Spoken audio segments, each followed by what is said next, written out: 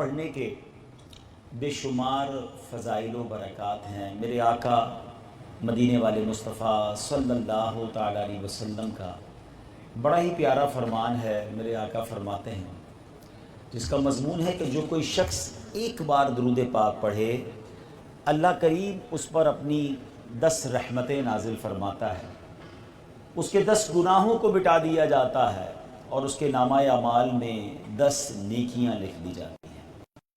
اب یہ حدیث پاک سے درود پاک کی فضیلت تو معلوم ہو رہی ہے، لیکن اگر اسی حدیث کو ایک اور قرآنی پیرائے میں دیکھیں تو سمجھ آئے گا کہ درود پاک کیسا کمال کا وظیفہ ہے۔ قرآن پاک میں اللہ کریم سورہ قارعہ میں ارشاد فرماتا ہے لیکن تراویح پڑھنی نہیں ہے، یہ ٹرینڈ چلا گیا تو کیا فائدہ ہوا؟ آپ نے لوگوں کو مسجدوں سے دور کر دیا، لوگوں کو اللہ سے دور کر دیا، سجدوں سے دور کیا۔ ہمیشہ یاد رکھیں پیارے اسلامی بھائیو، شیطان کا کام کیا ہوتا ہے؟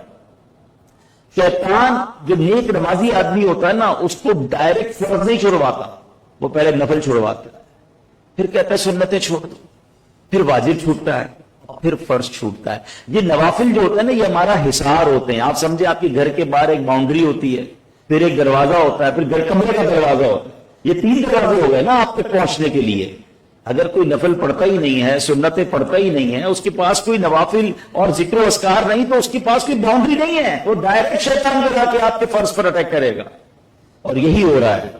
مگر یاد رکھیے کہ قیامت کے دن تھوڑی سی نیکیاں بھی کم پڑ گئی تو قرآن کا فیصلہ یہ ہے کہ اس کو جہنم میں ڈال دیا جائے۔ اب میں ایک ریئلسٹک کوسچن کرنا چاہتا ہوں، غور سے سنیے گا کہ اگر میں سوال آپ سے کروں، مجھے جواب مت دیجیے گا کہ آج اگر میرا انتقال ہو جائے، مر تو آج بھی سکتے ہیں نا، کوئی بھی جا سکتا ہے دنیا سے، تو میری نیکیاں زیادہ ہیں یا میرے گناہ زیادہ؟ اپنے آپ سے پوچھ لیں، سچا جواب اپنے آپ سے دیجئے، تو پھر آپ کو اندازہ ہو جائے گا کہ واقعی گناہ زیادہ ہیں۔ نیکیوں کا ایک اور ایشو ہے کہ نیکیاں کی تو ہیں بٹ وی ڈونٹ نو کہ وہ قبول بھی ہوئی کہ نہیں، کیونکہ نیکیوں میں اگر انٹینشن درست نہیں ہے، نیت اچھی نہیں ہے، اللہ کی نیت نہیں، لوگوں کو آپ کو پتا ہے آپ نے 20 سیکنڈ میں کیا کما لیا ہے؟ بڑے بڑے بزنس مین بیٹھے ہیں، فیکٹری اونرز بیٹھے ہیں، اللہ نے آپ کو بڑا نوازا ہے، آپ سب مل کر بھی بتا، کبھی غور کیجئے گا کہ 20-25 سیکنڈ میں کتنا کماتا ہوں میں؟ مگر ابھی بیٹھے بیٹھے نہ آپ کھڑے ہوئے، نہ پسینہ بہا، نہ کیلوریز برن ہوئی۔ میرے نبی علیہ السلام کے سچے وعدے ہیں، جو ایک بار سبحان اللہ کہتا ہے جنت پہ درخت لگا دیا جائے، ایک بار الحمدللہ کہے جنت پہ درخت، ایک بار اللہ اکبر کہے جنت پہ درخت، ایک بار لا الہ الا اللہ کہے جنت پہ درخت لگ جاتا ہے۔ مجھے بتائیں نا، پھر ہم کیوں نہیں ذکر و اذکار کرتے؟ گھنٹوں سوشل میڈیا پر گزار لیتے ہیں، مگر پورا پورا دن گزر جاتا ہے، ہماری زبان پر اللہ رسول کا نام نہیں آتا۔ اگر میں آپ سب سے پوچھوں کون کون چاہتا ہے کہ مرتے وقت میری زبان پر کلمہ پاک ہو؟ سارے ہی چاہتے ہیں، ہر مسلمان چاہتا ہے، ٹھیک ہے نا؟ لیکن آپ سے ایک سوال یہ کرتا ہوں کہ پچھلے پورے ہفتے میں کتنی بار کلمہ پڑھا ہے؟ لاسٹ پورے منتھ میں آپ نے کتنی بار کلمہ پاک پڑھا ہے؟ یعنی کمال دیکھیں کہ مرتے وقت سب کو کلمہ چاہیے، زندگی میں پڑھنے کے لیے کوئی تیار نہیں ہے۔ ایسا نہ کریں، اپنی زبان کو کلمے کا عادی بنائیں۔ علماء کہتے ہیں کہ جس کی زبان کلمے کی عادی ہوگی، جب سکرات کا وقت ہوگا، آخری لمحے ہوں گے، جب بولنا بھاری ہو جاتا ہے، اس وقت بھی اس کی زبان پر کلمہ جاری ہو جائے۔ تو آج بیان کا پہلا مدنی پھول لے لیجئے، پہلا پوائنٹ تو یہی لے لیجئے کہ اپنی زبان کو ذکر و اذکار سے، اللہ کے نام سے، درود پاک سے تر کیجئے۔ اچھا، جتنے بینیفٹس میں نے گنوائے نا، یہ تو مرنے کے بعد کے ہیں، قیامت 6 ہجری کو۔ اچھا ذرا سمجھیے گا سینیریو کو کہ جب نبی پاک علیہ السلام کی عمر مبارک 53 سال ہوئی، 40 سال کی عمر میں میرے آقا نے اسلام اعلان نبوت فرما دیا تھا، اسلام کی دعوت شروع کی تھی، اور فرام 13 ایئرز کی کوشش کے بعد بھی تقریباً 100 کے قریب لوگ اسلام لائے تھے۔ ان 80-100 لوگوں پر زندگی کل کر دی تھی مکے والوں نے، جو کفار مکہ تھے۔ کوئی مارتا تھا، کوئی جناب تنگ کرتا تھا، نماز نہیں پڑھنے دیتے تھے، اذان نہیں دینے، بہت تکلیفیں، بڑے واقعات آپ نے سنے ہوں گے۔ تب صحرا کی تپتی ریت پر لٹاتے تھے اور چلتے کوئلوں پر صحابہ کو لٹاتے تھے۔ نبی پاک علیہ السلام نے یہ ڈیسائیڈ کیا، اللہ کی یہ سمجھے کہ اللہ کی طرف سے وحی بھی آ گئی کہ اب ہجرت کی جائے، اور 30 ایئرس کی سٹرگل کے بعد 80 to 100 صحابہ کرام نے مدینے کی طرف ہجرت کی. اب آپ ریئلائز کریں, ہم میں سے جو مکہ مدینہ دیکھ کر آتے ہیں واپس آ کر خود تو آ جاتے ہیں مگر روح ادھر چھوڑ آتے ہیں, دل وہی لگا رہتا ہے ہم مدینے سے اللہ کیوں آ گئے. دل حیران کہ کس کی وہی رہ گئی, دل وہی رہ گیا, جہاں وہی رہ گئی, ہم اسی در پہ اپنی جبیں رہ گئی. روتے رہتے ہیں مکہ دیکھنا ہے, مدینہ دیکھنا ہے, یعنی ہم ایک دو بار بھی چین نہیں آتا. جو زندگی جن کی مکے میں گزری تھی, جو روز کعبہ تھے, جو پیدا ہوئے تھے, ان لوگوں سے مکہ چھڑوایا گیا. آپ سوچیں تکلیف کیا ہوگا, تو کتنا ہوگا. 6 سال گزر گئے. 6 سال میں اسلام کو اللہ نے اتنی ترقی دی کہ 1400 صحابہ کرام گئے, تقریباً 80-100 تھے. مزید 6 سالوں میں 1400 تک پہنچے. اب یہ سب مل کر عمرہ کرنے کے لیے مکہ پاک کے لیے روانہ ہوئے. نبی پاک بھی ہیں, صحابہ کرام بھی ہیں, احرام پہنا ہے, اور کیا شوق ہوگا, کتنی خوشی ہوگی کہ اب کعبہ دیکھیں گے. مگر مشرکین مکہ نے مسلمانوں کو انٹرسپٹ کیا, حدیبیہ کے مقام پر روک لیا اور پیغام ملا کہ آپ کو مکے میں انٹر نہیں ہونے دیں گے. نیگوشیشنز ہوئی, طویل واقعہ ہے, اور آخر کار ایک معاہدہ ہوتا ہے, اور اس معاہدے کی جو شکیں ہیں, جو کنڈیشنز ہیں, وہ ایکچولی مسلمانوں کو پیچھے دھکیلتی ہوئی نظر آ رہی ہیں. مسلمانوں کو بیک فٹ پہ جانا پڑ رہا ہے. صحابہ کرام کنفیوز ہوئے کہ یا رسول اللہ یہ کیسی شرطیں ہیں, ہم تو یہ شرطیں ہم کیوں مان رہے ہیں, ہم تو پیچھے ہٹ رہے ہیں. مگر سبحان اللہ, سرکار دو عالم علیہ السلام کے وہ تاریخی جملے, یہ فتح مبین کی بشارت ہے. حالانکہ احرام اتارنا پڑا, کعبے کا دیدار نہیں کرنے دیا, عمرہ نہیں کرنے دیا, مسلمان واپس گئے. لیکن اللہ کی شان دیکھیں کہ چونکہ رب نے اپنے حبیب سے وعدہ کیا ہوا تھا, صلح حدیبیہ ہوتا ہے 6 ہجری, 1400 مسلمان ہیں, 8 ہجری کو اللہ فتح مکہ عطا فرماتا ہے. 10,000 لشکر کر میرے آقا آتے ہیں اور مکہ کانکر ہو جاتا ہے. اچھا سبحان اللہ, اللہ کے حبیب علیہ السلام کو غیب کی خبر دیتے ہوئے پہلے ہی پتہ چل گیا تھا. سورہ نصر میں کیا ہے, اذا جاء نصر اللہ والفتح, فتح آنے والی ہے. وَرَأَيْتَ النَّاسَ يَدْخُلُونَ فِي دِينِ اللَّهِ أَفْوَاجًا, لوگ فوج تک اسلام میں داخل ہوں گے. اور ایسا ہی ہوا. فتح مکہ ہوتی ہے 8 ہجری میں, 10,000 مسلمان ہیں, اور 10 ہجری میں میرے آقا within 2 years جب حج کا خطبہ دے رہے ہیں تو 1,24,000 صحابہ عرفات کے میدان میں. فتح مکہ کے بعد تیزی سے اسلام گرو ہوتا ہے. بہرحال میرا ٹاپک یہ ہے کہ صلح حدیبیہ میں ایک کنڈیشن اور تھی کہ اگر مکے سے اب کوئی مسلمان مدینے جائے گا, اس کو مدینے میں پناہ نہیں ملے گی, آپ واپس بھیجیں گے ہمارے پاس. یہ بڑی عجیب کنڈیشن تھی, لیکن ایکسپٹ ہو گئی تھی. کیا ہوا, ایک صحابی رسول ہیں, وہ حدیبیہ کے اس معاہدے کے بعد ابو بصیر رضی اللہ عنہ, یہ چھپتے چھپاتے مدینے پہنچے, نبی پاک علیہ السلام کی بارگاہ میں پہنچے. آقا نے جب انہیں دیکھا تو فرمایا, اے ابو بصیر, ہمارا مکے والوں سے معاہدہ ہے, تم واپس مکے جاؤ, تمہیں مدینے میں نہیں رہنا. یا رسول اللہ, مجھے وہاں بھیج رہے ہیں جہاں مجھے لوگ مارتے ہیں, وہ مشرکین مجھے نہیں رہنے دیتے, میں آپ کے ساتھ رہنا چاہتا ہوں. اللہ کے حبیب علیہ السلام نے فرمایا, اے ابو بصیر, ہمارے دین میں بدہدی کی گنجائش نہیں, تم واپس جاؤ. وہ عرض کرتے رہے, مگر نبی پاک علیہ السلام نے وہ تاریخی جملے ارشاد فرمائے, وَلَا يَصْلُحُ لَنَا فِي دِينِ الْغَدْرِ, اے ابو بصیر, ہمارے دین میں بد عہدی کی کوئی گنجائش نہیں. اور اپنے صحابی کو واپس مکے بھیج دیا, ان مکے والوں کے پاس جو مارتے تھے صحابہ کو. مگر چونکہ ایک کنڈیشن تھی, چونکہ ایک معاہدہ تھا, چونکہ ایک وعدہ تھا. حالانکہ نبی پاک علیہ السلام امت پر کتنے مہربان, کتنے شفیق, قرآن ارشاد فرماتا ہے, عزیز علیہ ما عنتم, کہ جن پر تمہارا مشقت میں پڑنا بہت گراں گزرتا. یعنی اگر ہم تکلیف میں آ جائیں, امتی تکلیف میں آئے, تو نبی پاک علیہ السلام تکلیف میں آ جاتے ہیں. اتنی محبت اپنی امت سے, اگر محبت نہ ہوتی تو راتوں کو کیوں جاگتے، راتوں کو کیوں آنسو بہاتے؟ ارے معراج کے لیے اللہ کی بارگاہ میں گئے تو ہمیں یاد رکھا۔ ایسے آقا ملے ہیں جو قدم قدم پر امتی کو یاد کرتے رہے۔ سبحان اللہ، نبی پاک جب پیدا ہوئے نا، دنیا میں تشریف لائے، اس وقت بھی زبان پر کیا تھا؟ رب حبلی امتی، اے اللہ میری امت میرے حوالے کر دے۔ صلاۃ و سلام میں شعر پڑھتے ہیں نا، رب حبلی امتی کہتے ہوئے پیدا ہوئے، حق نے فرمایا کہ بخشا، الصلاۃ والسلام، ایسے میرے آقا۔ لیکن جب معاہدے کی بات آئی، معلوم ہے کہ اس امتی کو ٹربل ہو جائے گی، معلوم ہے کہ یہ مکے جائیں گے تو وہ کفار مکہ ان کو ٹارچر کریں گے، مگر اسلام کا معاہدہ تھا، کنڈیشن تھی، اور یہی میرا آج کا ٹاپک ہے۔ اسلام میں وعدے کی پاسداری، زبان کی اہمیت کس قدر ہے۔ اور آج ہمارا حال یہ ہے کہ جناب مسلمان کہلانے والوں کی اب زبان کی اہمیت نہ رہی، وعدے کی اہمیت نہ رہی، بلکہ بعد اللہ اب تک محاورہ مشہور کر دیا گیا، وہ وعدہ ہی کیا جو وفا ہو جائے۔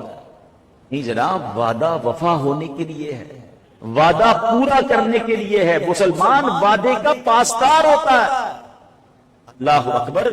مگر آج ہمارے معاشرے میں، ہماری مارکیٹس میں، ہماری فیملی میں، ہمارے دوستوں میں وعدہ کر لیتے، اس کے بعد کس کو فکر ہے کہ پورا کرنا ہے؟ تو آج اس ٹاپک پر چند باتیں میں نے کرنی ہیں۔ یاد رکھیے، حدیث پاک ہے، بخاری شریف کی حدیث ہے، جو مسلمان عہد شکنی اور وعدہ خلافی کرے اس پر اللہ اور فرشتوں اور تمام انسانوں کی لعنت ہے، اور اس پر نہ کوئی فرض قبول ہوگا نہ کوئی نفل قبول ہوگی۔ ایک جگہ نبی پاک علیہ السلام نے فرمایا، اس وقت تک لوگ اس وقت تک ہلاک نہ ہوں گے جب تک وہ اپنے لوگوں سے عہد شکنی نہ کریں۔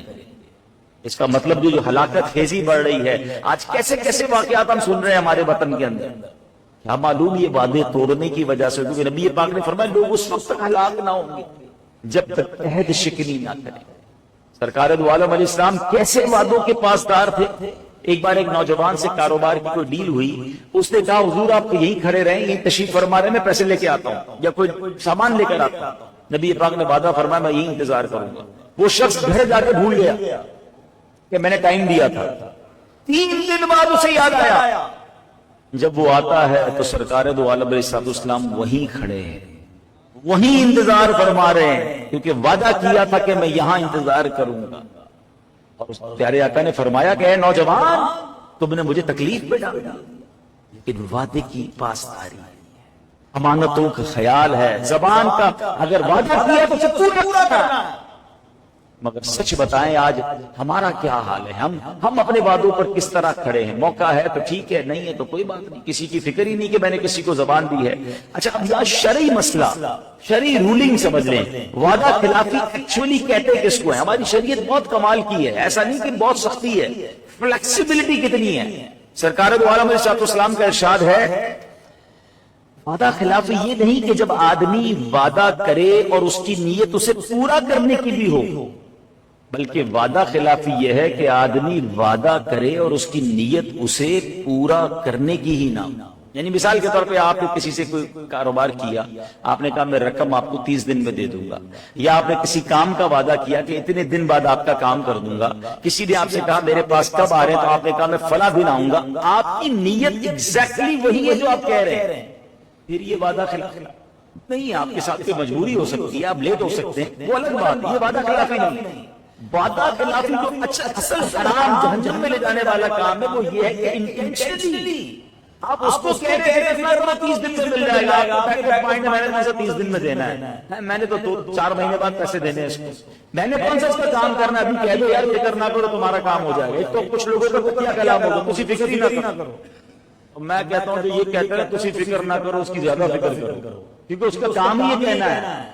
تو ہمیں یہ غور کرنا ہے کہ بعض اوقات کام کرنا بھی نہیں ہے، منع بھی نہیں کرنا، اس بیچارے کا واسطہ رکھا ہوا ہے، آپ فکر ہی نہ کریں، آپ کا کام سمجھنے ہو گیا، بس 4 دن، بس 2 دن بعد آپ مجھے 3 دن بعد فون کر لیں، وہ بیچارہ اسی امید میں کہ میرا کام ہو جائے گا، آپ کو کرنا ہی نہیں ہے وہ کام، یہ آپ زیادتی کر رہے ہیں، یہ حرام کر رہے ہیں۔ اور آپ نے سنا کہ اس شخص پر اللہ اور فرشتوں کی لعنت ہے کہ جو وعدہ خلافی کرتا ہے۔ ایک اور حدیث پاک میں ہے جب کوئی شخص اپنے بھائی سے وعدہ کرے اور اس کی نیت پورا کرنے کی بھی ہو پھر پورا نہ کر سکے، وعدے پر نہ آ سکے، تو اس پر گناہ نہیں ہے. یعنی آپ کی نیت تھی، اب مجبوری ہو گئی. ہاں اب آپ اس کو ایکسکیوز کریں، اس کو ریپلائی تو دیں نا، اس کو جواب تو دیں. اب ہمارا حال یہ ہے کہ ایسا عجیب ماحول ہو گیا ہے کہ جناب بندہ پیسے لیتے وقت اور ہوتا ہے اور پیسے دیتے وقت اور ہوتا ہے، اس کا سٹائل ہی بدل جاتا ہے. یعنی اب تک محاورہ مشہور ہے کہ کسی دوست سے دوستی ختم کرنی، اس کو قرضہ دے دو، کیونکہ اس کے بعد اس کو ملنا ہی نہیں تم سے، اور تمہاری دوستی ختم ہو جائے گی. ایسا کیوں کرتے ہیں؟ آپ پر اس نے مہربانی کی، اگر کسی نے آپ کو قرضہ دیا ہے، آپ پر مہربانی کی اس نے، جس نے آپ کو ادھار مال دیا، آپ اسی کو تنگ کر رہے ہیں. یاد رکھیں ایک جملہ الحمدللہ سیکھا ہے کہ کچھ لوگ پیسے کمانے کی سوچ رکھتے ہیں اور کچھ لوگ بھروسہ کماتے ہیں. آپ کی مارکیٹ میں بھی ایسے لوگ ہوں گے کہ جن میں کروڑوں روپے ہوں گے، بہت ساری زمینیں، پراپرٹی، گاڑیاں، مگر ان کو 1 لاکھ روپے کا بھی تو ادھار نہیں دیتا، کیونکہ زبان کے پکے نہیں ہیں. جب بھی زبان کرتے ہیں غلطی کرتے ہیں. اور ایسے بھی آپ کی مارکیٹ میں لوگ ہوں گے جو موٹر سائیکل پر آتے ہوں گے مگر لوگ کروڑوں روپے کا ادھار دیتے ہوں گے. فرق کیا ہے؟ اس نے پیسے کمائے، اس نے بھروسہ کمایا. سچے کا کاروبار چلتا ہے، وعدہ پورے کرنے والے کی ویلیو ہوتی ہے، اس کی فیملی میں بھی عزت ہوتی ہے. اسی طرح فیملی میں وعدے کر لیں گے، اب مسئلہ ہی نہیں، آپ رشتہ کریں، سارے معاملات سیدھے ہو جائیں گے. ہم آپ سے یہ بھی کریں گے، آپ کے ساتھ یہ بھی کریں گے. اچھا بیک آف پوائنٹ یہ ہوتا ہے رشتہ تو کر لو، پھر کون سا کرنا ہے؟ یہ اسلام کا طریقہ نہیں ہے. نبی پاک کے اس واقعے سے درس حاصل کریں. حالانکہ وہ صحابی گر گڑا رہے پیارے آگے، حضور وہ ماریں گے مجھے، مگر اللہ اکبر، میرے آقا فرماتے دین میں، ہمارے اسلام میں وعدہ خلافی کی گنجائش نہیں ہے. مسلمان تو زبان کا پکا ہوتا ہے، مگر آج بدقسمتی سے آپ خود دیکھ لینا ہمارے بزنس پر کتنا بڑا امپیکٹ آیا ہوا ہے. لوگ انٹرنیشنلی ہماری پروڈکٹ نہیں خریدتے، یار ان کے ملک میں لکھتے کچھ ہے، ہوتا کچھ ہے.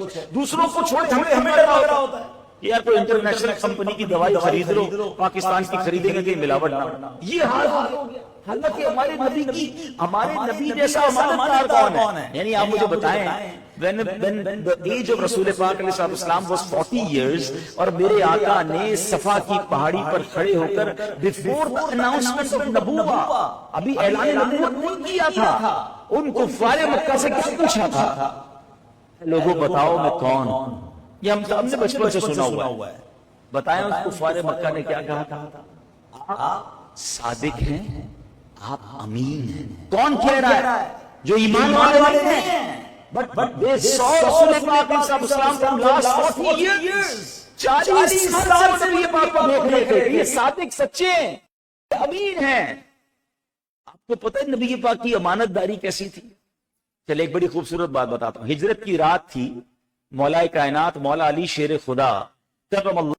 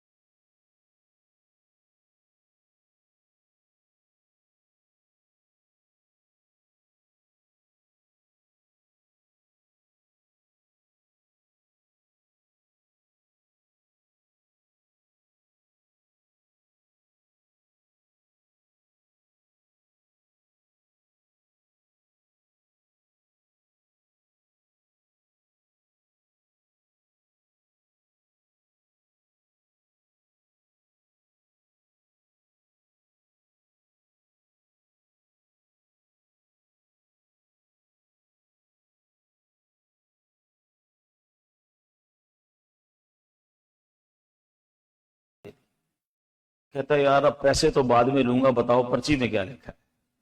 کہتا پرچی کا کیا کرنا ہے؟ کہتا نہیں، میں نے بتاؤ، میں 6 مہینے سے کوشش کر رہا ہوں، تم میرے پیسے نہیں دے رہے، پرچی پڑھتے ہی پیسے دے دیے، اس میں لکھا کیا ہے بتاؤ؟ بہت ضد کی، وہ نہیں دیتا تھا، آخر کار اس نے پکڑا دی وہ پرچی۔ اس پرچی میں کیا لکھا تھا؟ کیا تو مسلمان ہو گیا جو لوگوں کے پیسے ٹائم پہ نہیں دے رہا؟ اب سچ بتائیں کیا حال ہو گیا ہمارے معاشرے کا؟ کیوں ہم اتنا دین سے دور ہو گئے؟ اتنی کیا ہے دنیا کے اندر کہ ہم دنیا کے لیے چند سکوں کے لیے، چند پیسوں کے لیے وعدے توڑ دیتے ہیں، امانت میں خیانت کر دیتے ہیں۔ اللہ کو ناراض کرنے والے کام ہے یہ اسلام نہیں ہے۔ میں بھی کہیں بیٹھا تھا، بات ہو رہی تھی کہ من حیث القوم اتنا بڑا پرابلم ہو گیا ہے کہ 100 روپے کی چوری سے لے کر کروڑوں روپے کی چوری ہو رہی ہے۔ ٹھیلے والے کو موقع ملتا ہے، وہ 100 روپے کی ڈنڈی، وہ 50 روپے کی بھی ڈنڈی مار رہا ہے، اور جس کو بڑا موقع مل رہا ہے وہ بڑی چوری کر رہا ہے۔ یہ کیوں ہو رہا ہے؟ ابھی ہمارے ایک امام صاحب بتا رہے تھے مجھے کہ میں مسجد میں آیا اور کسی کو میں نے موٹر سائیکل دی اپنی، تو وہ غلطی سے مسجد کے باہر پارکنگ میں موٹر سائیکل سے چابی نکالنا بھول گئے۔ کہتے ہیں نماز کے بعد موٹر سائیکل غائب۔ ہم نے سی سی ٹی وی کیمرے میں دیکھا تو پتہ یہ چلا کہ ہماری مسجد میں نماز پڑھنے کوئی آیا تھا، چور نہیں تھا، سر پر ٹوپی، وہ آیا نماز کے لیے تھا، مگر جب اس نے دیکھا کہ موٹر سائیکل پر چابی لگی ہوئی ہے، موٹر سائیکل سٹارٹ کر کے چلا گیا۔ یعنی آپ غور کریں کہ حال یہ ہو گیا ہے کہ چور نہیں ہے، لیکن موقع مل جائے تو چوری کرنے سے رہتے بھی نہیں ہیں۔ یہ تو اسلام نہیں ہے۔ یعنی اس کا مطلب یہ ہوا کہ اگر ہم غلطی سے کوئی چیز بھول جائیں، سارا معاشرہ تو چور نہیں ہے نا، مگر موقع ملتا ہے تو چھوڑتا بھی کوئی نہیں ہے۔ یہ کیا ہو گیا ہمیں؟ کاش یہ بات سمجھ آ جائے کہ ہم سب نے مرنا ہے، اور ہمارے دین کی یہ تعلیمات نہیں ہیں۔ میں اور آپ اللہ کے آخری نبی کے امتی ہیں، واللہ یہ وہ امت ہے جس میں شامل ہونے کی تمنا انبیاء کیا کرتے۔ حضرت موسیٰ نے ایک بار اللہ سے کہا تھا، مولا مجھے اپنے آخری نبی کا امتی بنا دے۔ کتنی بڑی تمنا کر رہے ہیں حضرت موسیٰ، اور میں اور آپ بغیر مانگے یہ سعادت ہمیں مل گئی ہے۔ مگر کیا کوئی رسپانسبلٹی نہیں ہے اتنی بڑی سعادت ملنے کی کہ اللہ نے اپنے آخری نبی کا امتی بنایا؟ وہ ہمارے لیے دعائیں فرماتے، وہ قیامت کے دن سبحان اللہ سنیے اے سرکار علیہ السلام کے امتیوں، انعام کتنا بڑا ہمیں ملا۔ اللہ نے نبی پاک سے وعدہ فرمایا، قرآن میں یہ آیت موجود ہے، وَلَسَوْفَ يُعْتِيكَ رَبُّكَ فَتَرْضَى، اے حبیب من قریب تمہیں اتنا دیں گے کہ تم راضی ہو جاؤ گے۔ یہ کیسی آفر ہے؟ آج یہاں آپ کو کوئی آفر کر دے، مانگو اتنا دوں گا جب تک راضی نہیں ہوگے۔ ہم کہ ساڈا تو کم بن گیا، جتنے پرابلم ہے سارے آج ہی حل کرنے ہیں، جب تک راضی نہیں ہوں گے میں دیتا رہوں گا۔ مگر اتنی بڑی آفر کے بعد سرکار دو عالم علیہ السلام نے کیا فرمایا؟ میرے آقا فرماتے میں اس وقت تک راضی نہیں ہوں گا جب تک اپنے ایک ایک امتی کو جنت میں نہ لے جاؤں۔ ایسے آقا ملے، مگر ان کا امتی ہو کر کوئی میری بھی تو رسپانسبلٹی ہے نا، کہ اللہ نے اتنا بڑا انعام دیا تو میں کم از کم آج ایک وعدہ اپنے آپ سے کر لیجئے کہ میں آخری نبی کا امتی ہونے کا یہ حق تو ضرور ادا کروں گا کہ اگر اپنی وجہ سے، میری وجہ سے دین کا نام روشن نہیں ہو سکتا نا، تو کم از کم میں اپنے دین کو نقصان نہیں پہنچاؤں، میری وجہ سے لوگ مسلمانوں کو برا نہ کہیں۔ اچھا پھر یہاں شیطان پتہ ہے دماغ میں کیا بات ڈالتا ہے؟ یار میں اکیلا کیا کر سکتا ہوں، سارے ہی غلط کر رہے ہیں، پوری مارکیٹ غلط کر رہی ہے، پورا معاشرہ ہی غلط کر رہا ہے، میرے اکیلے سے کیا ہوگا، سبھی تو ملاوٹ کر رہے ہیں۔ قبر میں مجھے اکیلے جانا ہے، میری ملاقات میرے آقا سے اکیلے ہونی ہے، یاد رکھیے گا۔ قبر میں جب میں اور آپ جائیں گے ہمیں نبی پاک کا دیدار کروایا جائے گا، اور اس وقت میں ہوں گا اور میرے آقا ہوں گے۔ میں یہ تو کہہ سکوں گا نا یا رسول اللہ صلی اللہ تعالی علیہ وسلم، میں اپنے حصے کا چراغ جلا کر آیا ہوں، میں اپنے حصے کی کوشش کر کے آیا حضور، میں نے دھوکہ نہیں دیا۔ آپ نے فرمایا من غش فلیس منا، جو دھوکہ دے وہ ہم میں سے نہیں۔ حضور دنیا والے دھوکہ دیتے تھے، میں نے نہیں دیا دھوکہ، میں نے ملاوٹ نہیں کی، میں وعدے پورے کرتا رہا، میں سچ بولتا رہا۔ پلیز مجھے میرے آقا کو جواب دینا ہے، مجھے انہیں منہ دکھانا ہے، میں نے اپنے رب کے سامنے کھڑے ہو کے جواب دینا ہے۔ ہم اپنی فکر کریں، یہ جو ایک شیطان دماغ میں بات ڈالتا ہے نا سب ٹھیک ہو جائیں گے، میں ٹھیک ہوں گا، نہیں، میں ٹھیک ہوں گا تو سب ٹھیک ہو جائے گا۔ تو وعدہ پورا کرنا، زبان سچی ہونا، کہہ دیا تو کرنا ہے. اور اس کے واقعات موجود ہیں، کس طرح ہمارے اسلاف نے اپنے وعدے پورے کیے. اچھا پھر وعدے کی بھی دو قسمیں یاد رکھیے گا. ایک اللہ سے وعدہ ہے، ایک تو بندوں سے وعدہ ہے نا، جس کی میں نے کچھ مثالیں دی. ایک اللہ سے وعدہ ہے، لوگ وہ بھی کر کے بھول جاتے ہیں، وہ بھی نہیں پورا کرتے. مثال کے طور پہ کوئی کام اٹک گیا، یا اللہ میرا کام ہو جائے تو میں اتنے نفل پڑھوں گا، یہ کام ہو جائے تو میں یہ نیکی کروں گا، فلاں کی مدد کر دوں گا، فلاں کام کر دوں گا. کام ہو گیا، بندہ غائب، اللہ بھول گئے. ہمیں، آپ کو بھی لگتا ہوگا، ہمیں بھی احساس ہوتا ہے. کبھی کبھی کیا ہوتا ہے کہ بندہ اچانک مسجد میں نظر آنے لگ جاتا ہے، ہاتھ میں تسبیح، سر پر ٹوپی. بندہ کہ خیر تو ہے، پھر بس وہ کنٹینر پھنس گیا تھا، وہ والدہ بیمار ہیں، یا گھر میں فلاں پرابلم. اچھی بات ہے بھائی، اللہ سے نہیں مانگیں گے تو کس سے مانگیں گے؟ مگر تھوڑے دیر بعد بندہ پھر غائب ہو جاتا ہے. کیا ہوا، آپ کدھر گئے؟ وہ کنٹینر کلیئر ہو گیا. یعنی اللہ سے تعلق بھی مطلب کے لیے ہے. کہا اچھا پھر اس پہ اتنے سارے وعدے کر لیے. اس پہ چٹکلا یاد آ گیا مجھے، کتابوں میں لکھا کہ ایک بندہ تھا، کشتی پہ جا رہا تھا، کشتی اس کی ٹوٹ گئی، بڑی مشکل سے ایک تختہ مل گیا. کہتا یا اللہ کنارے لگ گیا نا تو 100 دیگے پکا کر غریبوں کو کھانا کھلا. آہستہ آہستہ آہستہ وہ تختہ جو ہے نا وہ کنارے کے قریب، کنارہ اسے دور سے نظر آنے لگا. اب کیلکولیٹ کیا، یہ 100 دیگے تو 10 لاکھ روپے کی بن جائے. کہتا نہیں یا اللہ اب کنارے پہ لگا تو 50 دیگے کھلاؤں گا. تھوڑی دیر بعد بالکل کنارے کے قریب آ گیا. کہتے ہیں تو 2.5 لاکھ بن جائیں گے. کہتا یا اللہ اب لگ گیا کنارے 10 دیگے کھلاؤں گا. تیز لہرائی اس کو پھر پیچھے لے گئی پانی کے اندر. یعنی اب اللہ سے بھی کاروبار کر رہے ہیں. اللہ کو میرے اور آپ کے وعدوں کی ضرورت نہیں ہے، لیکن اگر منت مان رہے ہیں، پرومس کر رہے ہیں، وعدہ کر رہے ہیں تو پورا تو کرے نا. ایک بڑے نیک شخص تھے اور غریب بھی بڑے تھے. گھر میں کھانے پینے کو بہت کم ہوتا تھا. ایک دن گھر پہ آئے تو گھر پہ آتے تھے، بچوں کو نماز پڑھواتے تھے اور پھر بچوں کو سلاتے تھے. گھر پہ آئے تو بچے سوئے تھے. بیوی سے پوچھا کہ بچوں نے عشاء پڑھ لی؟ بیوی کہتی نہیں عشاء نہیں پڑھی. تو کیوں نہیں پڑھائی، سونے کیوں دیا؟ کہا آج گھر پہ کھانے کو کچھ نہیں تھا، رو رہے تھے، میں نے بہلا پسلا کے سلا دیا. کہتے نہیں اٹھاؤ انہیں نماز پڑھانی ہے.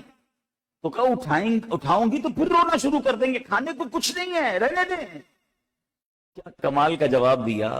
وہ کہتے ہیں میرا وعدہ نماز پڑھانے کا ہے، اللہ سے وعدہ کھانا کھلانا میرا وعدہ نہیں ہے، وہ تو اللہ کا وعدہ ہے. روزی دینا اس کا وعدہ ہے، اللہ کا فرما بردار بنانا میرا وعدہ ہے. اپنے بچوں کی تربیت کرنا یہ میری ذمہ داری ہے، کھانا دینا میری ذمہ داری نہیں. بچوں کو اٹھایا، نماز پڑھائی. ابھی نماز سے فارغ نہیں ہوئے، دروازے پر دستک ہوتی ہے اور کھانے کا ایک تھال آتا ہے کہ آپ کے دوست نے آپ کے گھر والوں کے لیے کھانا بھجوایا. یہ وہ توکل ہے، یہ وہ لیول ہے. مگر ہم اللہ سے کیے ہوئے وعدے بھولے ہوئے. ہم خود اپنی نماز نہیں پڑھ رہے تو بچوں کو کیا پڑھائیں گے؟ ہم خود اگر کام کر رہے ہیں تو بچوں کی تربیت کیسے ہوگی؟ اے میرے پیارے اسلامی بھائی، میرا اسلام، آپ کا اسلام سچائی کا، وعدہ پورا کرنے کا درس دیتا ہے. اور آج ہمارے معاشرے میں ہم دیکھ لیں، آپ اپنی مارکیٹ میں دیکھیں، خاندان میں دیکھیں، فیملی میں، دوستوں میں دیکھیں، جس کی زبان پکی ہے، جو وعدوں کا پکا، جس نے کہہ دیا تو لوگ کہتے ہیں ختم، انہوں نے کہہ دیا ٹائم پورا ہو گیا، اب ہو جائے گا آپ کا کام. اس کی عزت بھی بڑھتی ہے، وہ آگے بھی بڑھتا ہے. اور کچھ لوگ اپنا وقار کھو دیتے ہیں. تو وعدے پورے کیجیے. اب میں ایک آپ کو حدیث سناتا ہوں، کیا کمال کی حدیث ہے. یوں سمجھیے کہ ایک پروسپیکٹس نبی پاک علیہ الصلوۃ والسلام نے دیا ہے. میرے آقا علیہ الصلوۃ والسلام فرماتے ہیں، اب یہ سمجھ لیجئے کہ منافق کی نشانی نبی پاک نے فرمایا. اب یہ کتنی بڑی بات ہے کہ منافق کی نشانی ہے. ہم میں سے کوئی کسی کو کہے کہ آپ منافق ہیں تو کتنا برا لگے گا. نبی پاک نے خود ارشاد فرمایا. اور یہ حدیث پاک یاد رکھیے، یہ حدیث پاک بخاری شریف میں موجود ہے. میرے آقا فرماتے ہیں، اربع من کن فیہ کان منافقا خالصا. 4 خصلتیں جن میں ہوں گی وہ خالص منافق ہے. آپ نے فرمایا ومن کانت فیہ خصلۃ منہن کانت فیہ خصلۃ من النفاق حتی یدعها. اگر ان میں سے کوئی ایک بھی ہوگی تو پھر وہ منافقت کی ایک خصلت ہوگی جب تک وہ اس کو چھوڑ نہ دے. تو پلیز غور سے سن لیں، یہ 4 پرابلمز ہیں، اگر میرے اور آپ کے اندر ہیں، ایک بھی ہے نا، تو آج اسے چھوڑنی ہے، کیونکہ یہ منافقوں کی خصلت ہے. میں مومن ہوں، میں ایمان والا ہوں، میرے اندر ایسی خصلت کیسے ہو سکتی ہے؟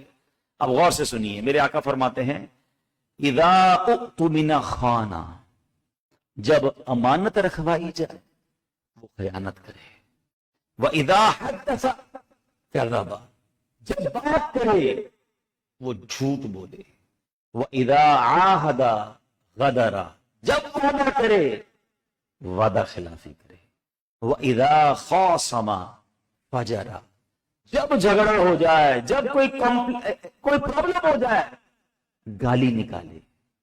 یہ 4 خصلتیں منافقت کی خصلتیں۔ میں بہت اچھا آدمی ہوں، میرے بڑی شہرت ہے، میرے فالو بہت زیادہ ہیں، لوگ مجھے بڑا پہچانتے ہیں، میری کمپنی کا نام بہت بڑا ہے، وہ جناب میرا ساہیوال میں نام بہت بڑا ہے، برانڈ ہوں میں۔ مگر ان 4 میں سے کوئی ایک خصلت بھی آپ کے اندر ہے، کتنی مشہور کیوں نہ ہو، آپ اللہ کے رسول کے نزدیک منافقت والی خصلت رکھتے ہیں۔ پلیز خدا را اس کو اپنے اندر سے نکالیے۔ اب میں ان 4 کو تھوڑا سا دوبارہ سمجھا دیتا ہوں، پھر اپنے بیان کو اینڈ کرتا ہوں۔ کیا فرمایا؟ جب امانت رکھوائی جائے خیانت کرے نہیں میرے پیارے اسلام۔ اگر آپ کے پاس کوئی بندہ امانت رکھتا ہے، یہ آپ کی ذمہ داری ہے، اسے اچھے انداز میں لوٹائیں۔ اب دوستوں میں بعض اوقات ہوتا ہے کسی کو موٹر سائیکل لیں گے، اس کا بیڑا غرق کر دیں گے، گاڑی لے کر گئے، ابھی انہوں نے گاڑی دی ہے تو آپ اس کو صاف ستھرا کروا کر شکریہ کے ساتھ لوٹائیں۔ بعض اوقات بندہ پچھتا رہا ہوتا ہے، نہ ہی دیتا تو اچھا تھا، اپنا سمجھ کے بھی استعمال نہیں کرتے۔ یہ میں چھوٹی مثالیں دے رہا ہوں، بہت بڑی بڑی مثالیں ہوتی ہیں کہ امانت اگر آپ کے پاس ہے۔ بعض اوقات کاروبار میں کیا ہوتا ہے، حساب کتاب میں سامنے والا بندہ بھول گیا، آپ نے حساب کیا کہ یار اس بندے کے 50,000 نکلتے ہیں، سامنے والا کہتے نہیں حساب کلیئر ہے، ہم کہتے چلو اس کو یاد ہی نہیں ہے، رہنے دو۔ نہیں، یہ امانت ہے آپ کے پاس، وہ بھول گیا، آپ پہنچائیں، 1-1 روپیہ لوٹائیں، کیونکہ یہاں پیسے لوٹانے ہوں گے، وہاں نیکیاں دینی ہوں گی۔ یہاں تو ابھی بھی جان چھوٹ سکتی ہے، وہاں اعمال دینے پڑیں گے۔ آج کل لوگ کہتے ہیں میں سے کوئی نہیں لے سکتا، ایسے بھی لوگ آ گئے معاذ اللہ کہ لوگوں کا مال دبا کر، زمین پہ قبضہ کر کے، پیسے لے کر کہتے جو ہو سکتا ہے کر لو، میرا کوئی نہیں بگاڑ سکتا۔ یہ آپ کی بھول ہے۔ یقیناً دنیا میں طور پہ شاید آپ کا کچھ نہ بگاڑ سکے، آپ کے پاس گارڈ ہے، آپ کا روڈ ہے، مگر اس کے پاس رب کا دربار ہے۔ اگر اس نے وہاں فائل جمع کروا دی نا، اس نے وہاں فریاد کر دی، آپ کو پتہ بھی نہیں چلے گا اور کیسے پیروں تلے زمین نکل جاتی ہے۔ پنجاب کی ایک سفر میں نے ایک جملہ سیکھا تھا، وہ ادھر جا کے لگ گیا میرے۔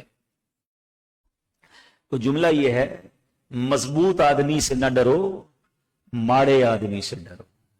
میں نے کہا یار یہ ماڑا تو کمزور کو کہتے ہیں۔ تو کہا ہاں۔ میں نے کمزور سے کیوں نہ ڈرے؟ کہتے مضبوط آدمی تو خود ہی بدلہ لے لے گا نا آپ سے۔ کمزور بگاڑ کچھ نہیں سکے گا، مگر اللہ کی بارگاہ میں فریاد کر دے گا، اور جب ادھر فریاد جاتی ہے نا تو پھر اللہ ظالم کو چھوڑتا نہیں ہے، پھر ظالم کا بیڑا غرق ہو جاتا ہے، چلتی گاڑی تباہ ہو جاتی ہے۔ میں ایک مشورہ دیتا ہوں آپ کو اپنی لائف میں کبھی بھی ایسا لگے نا کہ چلتی گاڑی ڈسٹرب ہو رہی ہے، every thing was beautiful, business بھی ٹھیک تھا، فیملی بھی ٹھیک تھی، صحت بھی ٹھیک تھی، اور ایک ایک کر کے چیزیں خراب ہونے لگ گئی، یار صحت بھی گڑبڑ ہو رہی ہے، کاروبار بھی گڑبڑ ہو رہا ہے، بیوی بچوں میں بھی لڑائیاں ہو رہی ہیں، ہو کیا رہا ہے؟ چیک کیجئے، کسی کی ہائے تو نہیں لے لی؟ ہاں دعائیں لینی ہیں، ہائے نہیں لینی، کیونکہ ہائے لگ گئی نا تو پھر بربادی مقدر ہے۔ امانت میں کوئی خیانت نہیں ہونی چاہیے۔ آپ کسی کا پیسہ رکھ کے کچھ نہیں کریں گے، بربادی مقدر ہے، وہاں اس کے بدلے نیکیاں دینی پڑیں گی۔ حدیث اعلیٰ حضرت امام اہل سنت لکھتے ہیں کہ جو کسی کے 3 پیسے دبا لے، only 3 پیسہ، قیامت کے دن اس کے بدلے 700 مقبول با جماعت نمازیں دینی پڑیں گی۔ 3 پیسوں کے بدلے، ادھر تو لاکھوں کروڑوں پہ دبائے ہوئے لوگوں کے، جو کرنا ہے کر لو، نہیں دوں گا، نہ کریں ایسا، وہاں مارے جائیں گے۔ ہم نے تو دنیا میں بھی دیکھا ہے۔ اچھا جن کے پیسے کسی نے کھا لیے نا، میں ان کو بھی تسلی دے دیتا ہوں، ہاں یہ دنیا کا تجربہ بتا رہا ہوں، یہ جو پرانے بزنس مین ہیں یہ بھی آپ کو بتائیں گے، ہم نے تو دیکھا ہے، جس کے ساتھ کسی نے فراڈ کیا نا اور اس نے صبر کیا، اللہ نے اس سے زیادہ اس کو دے دیے، اور جس نے فراڈ کیا اس کا بیڑا غرق دنیا میں بھی ہو گیا۔ یعنی وہ اللہ نے اسے پھر کھڑا کر دیا۔ جس کے پیسے کھائے، زیادتی کسی نے کی، اس نے اللہ سے فریاد کی، اللہ نے غیب کے خزانوں سے اسے اور دے دیا، مگر جس نے کھائے نا وہ دنیا میں بھی برباد ہو گیا۔ تو کبھی یہ نہ کریں۔ اب اگلی بات کیا نبی پاک نے فرمایا؟ جو منافقت کی نشانی، جب بات کرے تو جھوٹ بولے. آپ غور کر لیں کتنا جھوٹ ہو گیا ہے. ہم جب چھوٹے تھے نا، آپ کے ساتھ بھی ایسا ہوا ہوگا، پہلے ہم سنتے تھے بندہ کبھی کبھی جھوٹ بولتا ہے، او ہو اس نے جھوٹ بول دیا، لوگ اس کو نوٹس کرتے تھے. اب تو ایسا لگتا ہے بندہ کبھی کبھی سچ بولتا ہے. اتنا جھوٹ عام ہو گیا، کاروبار کا صحیح نہیں بتائیں گے، رہائش کا نہیں بتائیں گے، تو بڑا ہی بتانے کے لیے جھوٹ بولنا ہے، لوگوں کو ہنسانے کے لیے جھوٹ بولنا ہے، روب جمانے کے لیے جھوٹ بولنا ہے. کیوں بولنا ہے؟ بچپن سے سن رہے ہیں جھوٹوں پر خدا کی لعنت.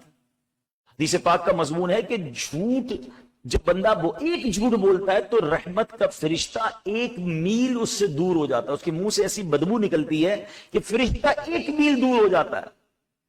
ہم کہتے ہیں یار کاروبار میں برکت نہیں ہے، گھر میں برکت نہیں ہے، صحت میں برکت نہیں ہے. جھوٹ بول بول کر فرشتے تو دور کر دیے اپنے آپ سے، برکت کہاں سے آئے گی؟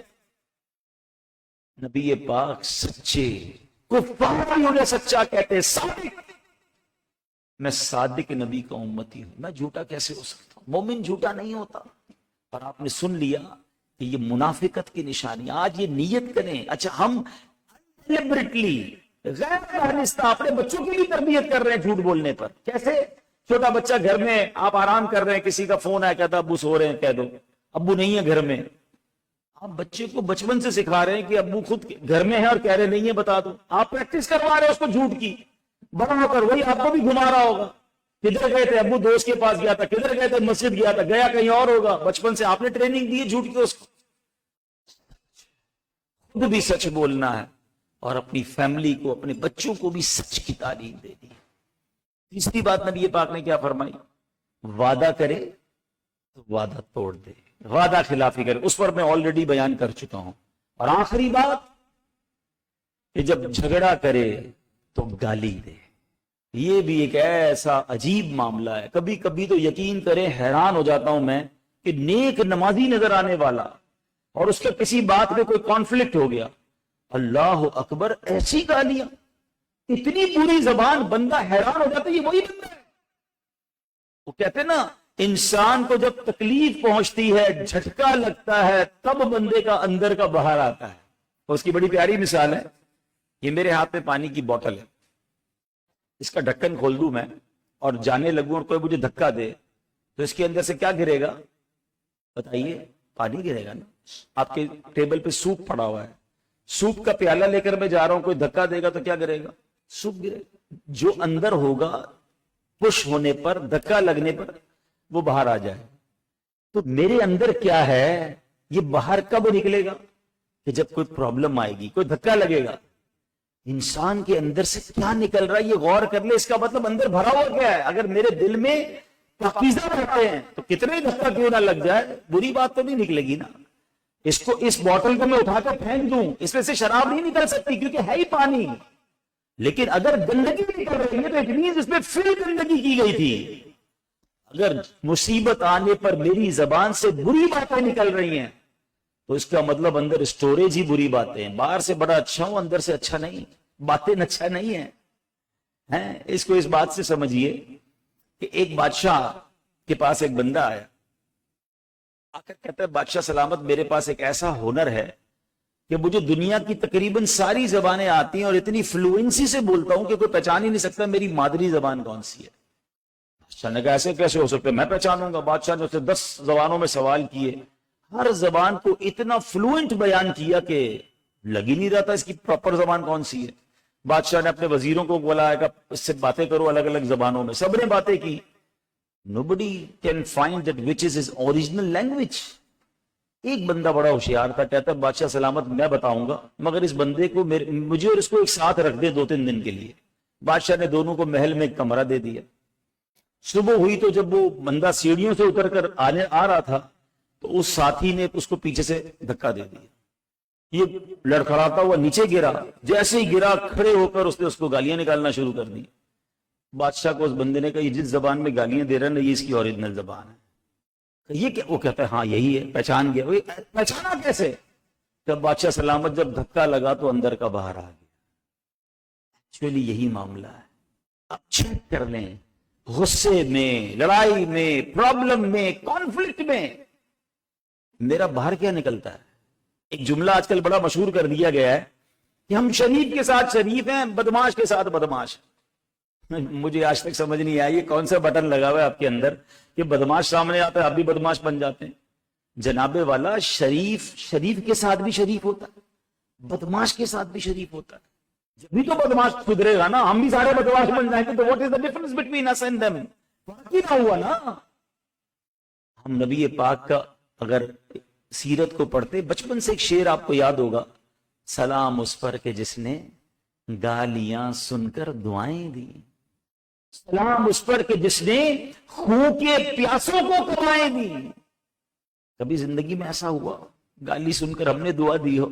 ارے گالی کوئی دے تو سی، پھر میں بتاتا ہوں میں کون، اور واقعی بندہ بتا دیتا ہے میں کون، سب نکل آتا ہے اندر سے۔